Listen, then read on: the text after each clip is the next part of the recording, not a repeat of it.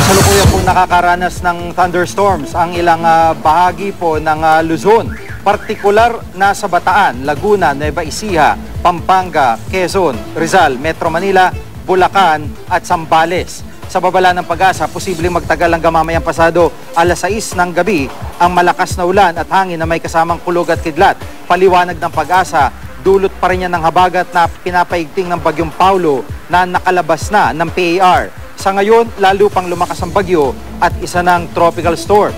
Huling namata ng bagyo sa layong 425 kilometers ilagang kanluran ng Iba, Zambales.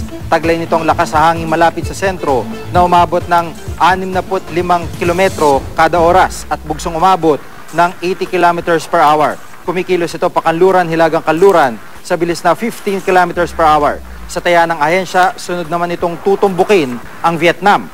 Samantala, nakapasok na ng PAR ang low pressure area na huling namatan sa layong 925 kilometers silangan ng Northern Mindanao. Makikita po sa wind map ng Weather Central na posible pa itong lumakas pero hindi naman inaasahang tatama sa lupa.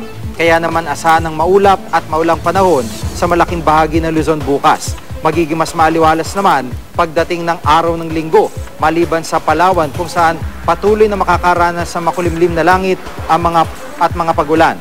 Sa Visayas magiging makulimlim at maulan sa susunod 2 araw. Gayun din po ang mararanasan sa ilang bahagi ng Zamboanga Peninsula. Magiging maliwalas naman ang papawirin sa iba pang bahagi ng Mindanao. At para po sa iba pang update, bisitahin ng GMA Weather webpage, Twitter at Facebook page.